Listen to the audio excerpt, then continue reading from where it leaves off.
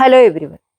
നീ ഒരു ആൺകുട്ടിയാണ്. നീ കരയാൻ പാടില്ല. കരഞ്ഞാൽ അത് മറ്റുള്ളവർ കണ്ടാൽ മോശമാണ്. ഈ ഒരു കാര്യം കേൾക്കാത്ത ആൺകുട്ടികളല്ലെ പുരുഷന്മാര് നമ്മളുടെ സമൂഹത്തിൽ ഇല്ല എന്ന് തന്നെ പറയാം. നമ്മുടെ സമൂഹം പൊതുവില് ആൺകുട്ടികൾക്കല്ലെ പുരുഷന്മാരെ കുറിച്ചുള്ള ഒരു കാഴ്ചപ്പാട് പറയുന്നത് അവര് വൈകാരികപരമായിട്ട് അല്ലെങ്കിൽ ഇമോഷണലി ഭയങ്കര സ്ട്രോങ് ആണ് എന്നുള്ള ഒരു കാഴ്ചപ്പാടാണ്. യഥാർത്ഥത്തില് എല്ലാവരെയും പോലെ തന്നെ സ്ത്രീകളെ പോലെ തന്നെയാണ് പുരുഷന്മാരും അല്ലെ. ഏത് ജീവിയുടെയും ഒരു അടിസ്ഥാന ഭാവമാണ് അവർക്ക് വിഷമം വന്നാൽ ഒന്ന് കരയാൻ പറ്റുക എന്ന്. പക്ഷേ നമ്മുടെ ഈ സമൂഹം അല്ലെ, നമ്മളുടെ പേരൻസ് ആയാലും നമ്മുടെ ചുറ്റിനുള്ളവരൊക്കെ ആയാലും ആൺകുട്ടികളാണെങ്കിൽ വളരെ സ്ട്രോങ് ആയിരിക്കണം എന്ന് പറഞ്ഞ് ചെറുപ്പം മുതലേ ഒരു കാഴ്ചപ്പാട് വളർത്തിയെടുക്കുന്നത് കൊണ്ട് തന്നെ ഉള്ളിൽ ദുഃഖം വന്നു കഴിഞ്ഞാൽ കരയുന്നത് എന്തോ മോശമായിട്ടുള്ള ഒരു കാര്യമാണ്. അല്ലെങ്കിൽ സങ്കടം ഞാൻ ഒരിക്കലും പ്രകടിപ്പിക്കാൻ പാടില്ല, എൻ്റെ ഉള്ളിൽ എന്തൊക്കെ പ്രശ്നങ്ങൾ ഉണ്ടായാലും ഞാനെല്ലാം ഉള്ളിൽ ഒതുക്കണം എന്നുള്ള ഒരു ചിന്ത ആൺകുട്ടികളിലേക്ക് വരുന്നത് കൊണ്ട് തന്നെ അവരുടെ മാനസികമായിട്ടുള്ള ആരോഗ്യത്തെ അത് ഒരുപാട് ബാധിക്കുന്നതായിട്ടാണ് പഠനങ്ങൾ പറയുന്നത്. അതുകൊണ്ട് തന്നെ ഒരു ആഗോളതലത്തിൽ നടത്തിയ പഠനം ഈ ഒരു വിഷയത്തെക്കുറിച്ച് ചർച്ച ചെയ്തപ്പോൾ കണ്ടെത്തിയ കാര്യമെന്ന് പറയുന്നത് സ്ത്രീകളെ വെച്ച് നോക്കുമ്പോൾ പുരുഷന്മാരിൽ ആത്മഹത്യ ചെയ്യുന്നവരുടെ എണ്ണം 3 മടങ്ങോളം കൂടുതലാണ് എന്നാണ്. സ്ത്രീകളെ നമ്മൾ നോക്കിയാൽ അവർക്ക് എന്ത് വിഷമം വന്നാലും അവർ മറ്റൊന്നിനെയും കുറിച്ചും ആകുലപ്പെടാറില്ല. ആരും കാണുന്നുണ്ട് എന്നുള്ളൊരു ഇതൊന്നും അവർക്കില്ല. കരച്ചിൽ വന്ന് അവർ കരയും. അപ്പൊ കരയണോ വേണ്ടയോ എന്നുള്ളത് ഒരു വലിയ പ്രശ്നമാണ്. അപ്പൊ ഞാൻ നേരത്തെ പറഞ്ഞതുപോലെ ഏതൊരു ജീവിയാണെങ്കിലും അത് നമ്മളിപ്പോൾ മനുഷ്യരുടെ കാര്യമില്ല, മൃഗങ്ങളുടെ കാര്യം എടുത്താൽ പോലും ഒരു വേദന വന്നാൽ അവർ കരയും. ഇത് തന്നെയാണ് നമ്മുടെ മനുഷ്യരുടെ കാര്യം. അവിടെ നമുക്ക് ആൺകുട്ടികളെ മാറ്റി നിർത്താനായിട്ട് സാധിക്കില്ല.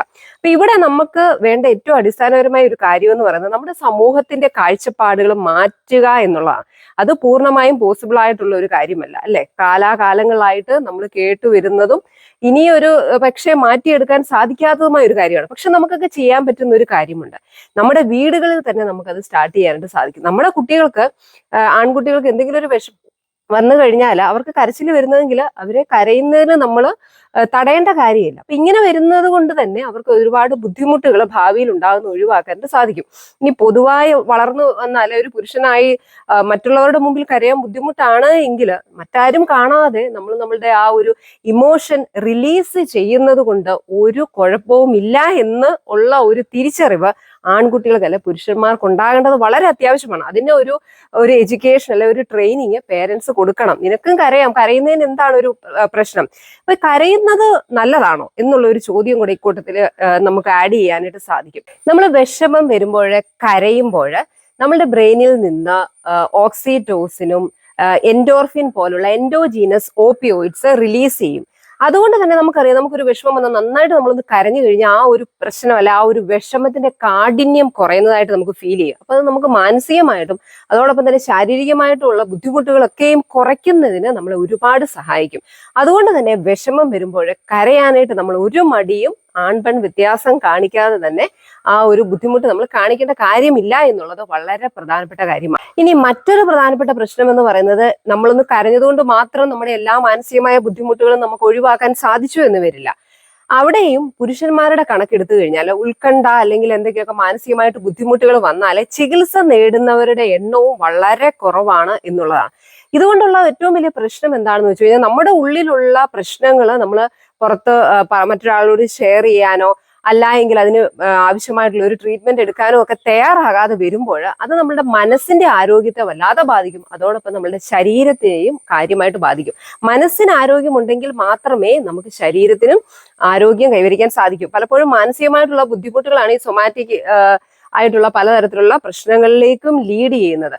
നമുക്ക് തന്നെ അറിയാം, ചിലപ്പോൾ നമ്മളുടെ ഒരുപാട് മനസ്സിന് സ്ട്രെസ് അനുഭവിക്കുന്ന വ്യക്തികളാണെങ്കിൽ അവർക്കറിയാം എപ്പോഴും തലവേദന അല്ലെങ്കിൽ നടുവേദന, കൈയും കാലിലും ഒക്കെ വേദന അല്ലെങ്കിൽ നീര്, ഇങ്ങനെയുള്ള പലതരത്തിലുള്ള പ്രശ്നങ്ങൾ അവർ ഫേസ് ചെയ്യുന്നുണ്ടായിരിക്കും. ചികിത്സ തേടി ഡോക്ടർമാരുടെ അടുത്ത് നിന്ന് എല്ലാ ടെസ്റ്റുകളും ചെയ്താലും നോർമൽ ആയിരിക്കും. ഇവിടെ എന്തായിരിക്കും അതിന്റെ അടിസ്ഥാന കാരണം എന്ന് ചോദിച്ചു കഴിഞ്ഞാൽ മനസ്സിനെ അലട്ടുന്ന എന്തോ ഒരു പ്രശ്നം, ഒരു ഇമോഷൻസ് അത് ട്രാപ്പ് ചെയ്ത് കിടക്കുക, കുടുങ്ങിക്കിടക്കുക, അതൊന്ന് റിലീസ് ചെയ്യാൻ, ഒരാളോട് ഷെയർ ചെയ്യാൻ, അല്ലെ ഒരു വിഷമം ഉണ്ട് അതൊന്ന് കരഞ്ഞ് ആ ഒരു കാര്യം ഓർത്ത് അതങ്ങ് തീർത്ത് കഴിഞ്ഞു കഴിഞ്ഞാൽ നമുക്ക് ഒരുപാട് മാനസികമായിട്ടുണ്ടാകുന്ന ബുദ്ധിമുട്ടുകൾ നമുക്ക് കുറയ്ക്കാനായിട്ട് അത് നമ്മളെ സഹായിക്കും.